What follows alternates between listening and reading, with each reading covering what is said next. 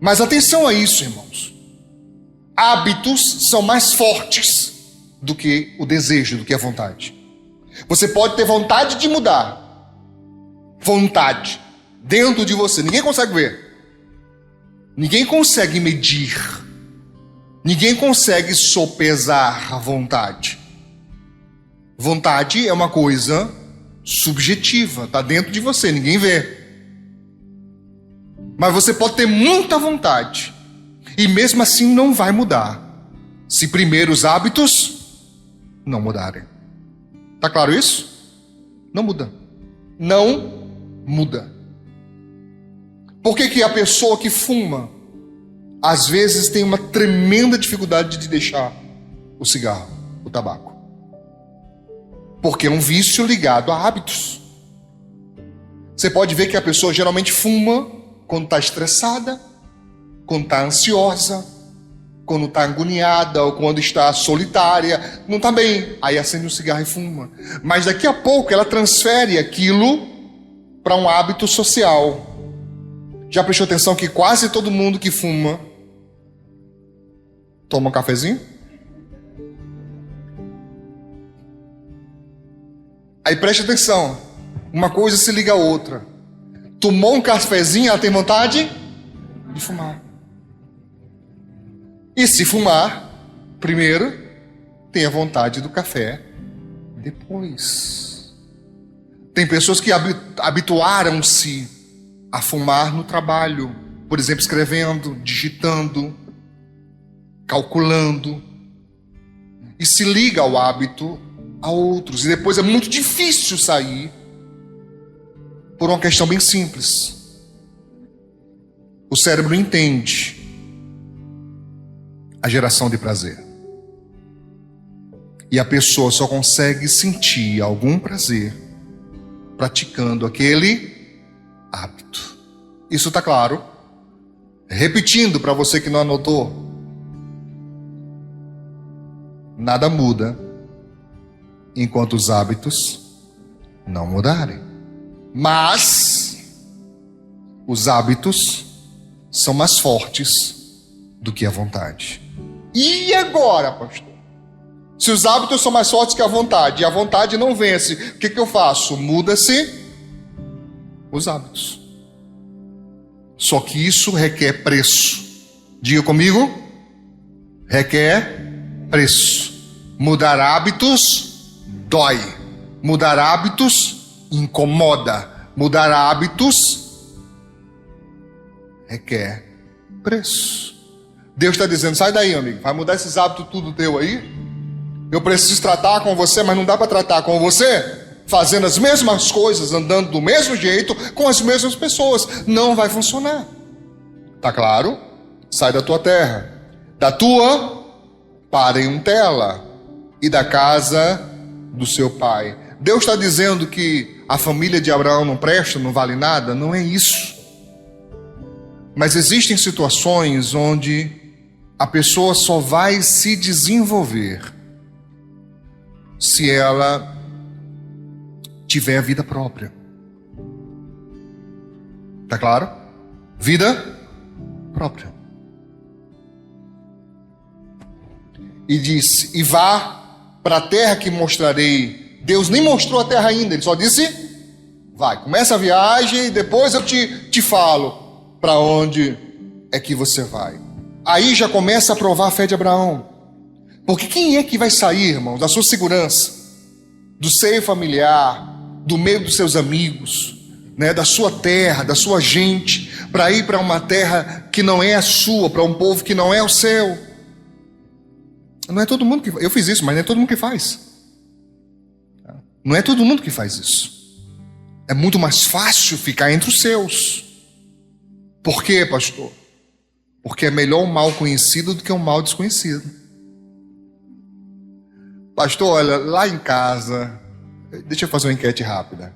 Quem aqui em casa, quem é trabalhoso é o pai? Levanta a mão. Pastor, meu pai é trabalhoso. O cabra é trabalhoso, pastor. Cadê? Levanta, vamos ver? Baixa a mão. Quem na família é a mãe, pastor? É mãe. Mãinha não é fácil. Olha, só Jesus na causa. Lá em Carmainha, só misericórdia. É engraçado como é que existem essas coisas, né? Geralmente quando tem um pai trabalhoso, tem uma mãe muito calma. Quando tem uma mãe trabalhosa, tem um pai muito calmo. Algumas famílias não dão sorte. Alguns entenderam. Tá? Entende? Sim? Muito bem. Ele diz no verso 2: farei de você uma grande nação, e o abençoarei, e engrandecerei o seu nome. Vamos entender isso rápido. Primeiro, Deus estava falando com um homem de 75 anos de idade. Além disso, idoso, a sua esposa, também idosa, era estéril. Ela era idosa, ela era estéril, ele idoso. Mas Deus diz: se você obedecer, se você for, de você eu farei uma grande nação e o abençoarei.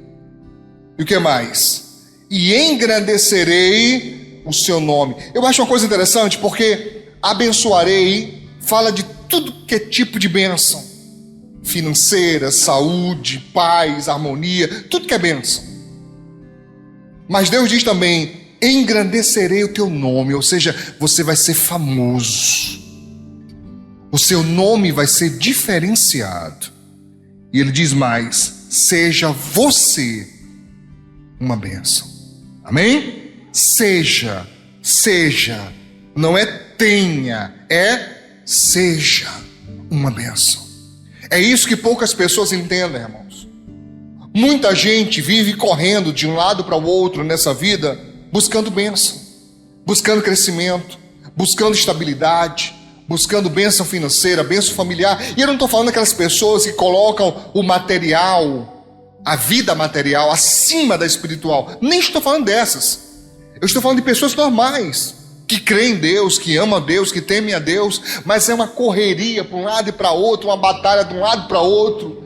Enquanto a Bíblia diz: querido, não é assim, é você é que tem que ser a bênção. Amém? Diz mais: abençoarei aqueles que te abençoarem, amaldiçoarei aquele que o amaldiçoar. Olha o que Deus está dizendo.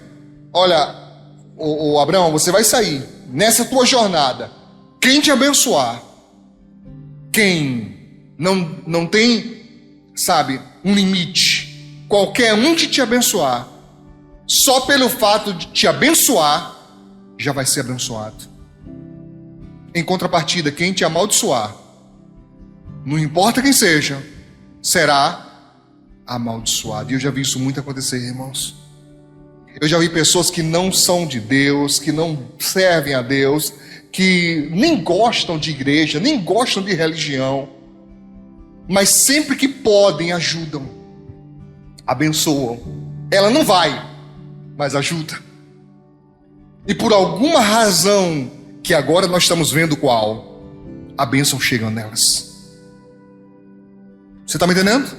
Chega nelas. Pastor, mas é uma pessoa que nem serve a Deus, mas a promessa não pode ser anulada. Se o Senhor disse que quem te abençoar será abençoado, quem te amaldiçoar será amaldiçoado, mas falou para Abraão: querido, a bênção de Abraão chega até nós. Você precisa entender isso e precisa tomar posse disso na sua vida. Se você crer no mesmo Deus de Abraão, você se torna filho, logo herdeiro da promessa de Deus a Abraão. Ah, pastor, mas eu batalho muito, eu luto muito com todas as minhas forças. Deus é testemunha que eu luto. Talvez você está lutando de maneira errada. Vamos entender isso hoje. Amém? Vamos lá, crendo como Abraão, eu destaquei aqui, acreditando no abençoador. Gênesis no capítulo 13. Isso é muito sério, irmãos. No verso 7 até o verso 10, do verso 7 ao 10, diz assim: E houve dissensão, desentendimento entre os pastores de gado de Abrão e os pastores do gado de Ló. Nesse tempo os cananeus e os ferezeus habitavam essa terra. Então Abraão disse a Ló: não deveria haver conflito entre mim e você. Não deveria. Entre os meus pastores e os seus pastores. Por um simples fato: nós somos parentes chegados. Eu não sei se você sabe, mas o Ló, ele era sobrinho de Abraão, mas na verdade tinha sido criado como irmão de Abraão. Quem criou Ló foi o pai de Abraão. Você deve conhecer famílias que são assim, onde um filho tem o seu próprio filho, vem a falecer e o avô passa a tomar conta desse filho, e esse filho, esse neto, é criado entre os tios e é praticamente irmão dos tios. Conhece alguma família assim? Isso não é uma coisa difícil de achar. Foi o caso de Ló e Abraão. Parentes chegados, próximos. Abraão ficou chateado, Abraão ficou indignado. Eu não sei se você consegue perceber aqui nas entrelinhas que quando Abraão diz não deveria existir isso. Isso não deveria existir. Já é o ponto final, irmãos. Eu imagino que essa contenda perdurou por muito tempo. E isso foi minando o relacionamento entre Abraão e Ló. Você deve saber disso. Situações familiares que vão, se mantendo e repetindo, e chega uma hora que fica uma coisa tão insustentável que o próprio relacionamento fica, sufocante. Então Abraão chega e fala, verso 9: não está toda a terra aí diante de você? Peço que você se afaste de mim. Acabou, cara. Não dá mais para a gente ficar junto. Não dá mais. Deu. Findou. Estou pedindo para você se afastar. Bom, deixa eu te falar de mim, a pessoa Ricardo. Irmãos, e quando eu luto por pessoas, Deus me é testemunha que eu luto, faço tudo o que for possível. Mas se em um momento eu percebo que não vale a pena, se em um momento eu percebo que eu estou perdendo tempo, se eu disser chega, é uma vez só e para sempre. Eu sei, parece radical, mas acredite, para chegar nisso, tem que ser muito. Só que é interessante que eu percebo uma certa inversão de valores nesse tipo de relacionamento. Tem pessoas, ou há pessoas, existem pessoas que têm pouquíssima paciência com quem lhe quer bem. Pouquíssima paciência com quem de fato precisa de ajuda.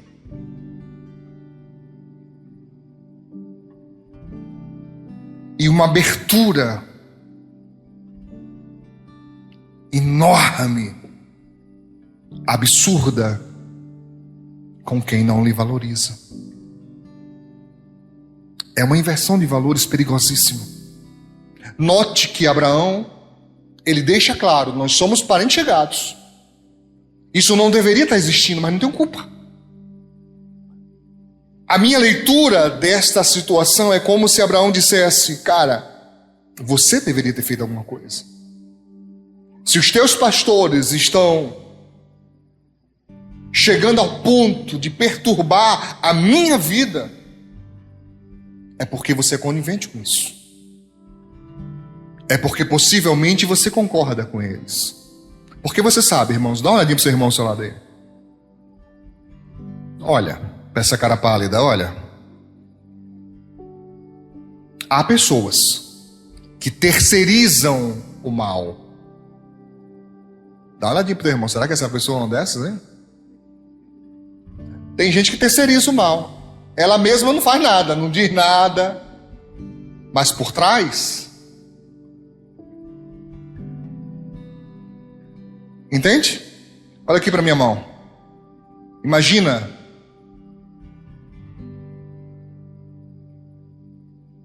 Sabe aqueles bonequinhos? Tem gente que faz exatamente isso. Ninguém está vendo a sua mão, mas ela está manipulando tudo. Orquestra tudo. Semeia contenda, semeia divisão, semeia tudo que não presta. E não valoriza. Não reconhece as benesses, os benefícios que lhes são feitos.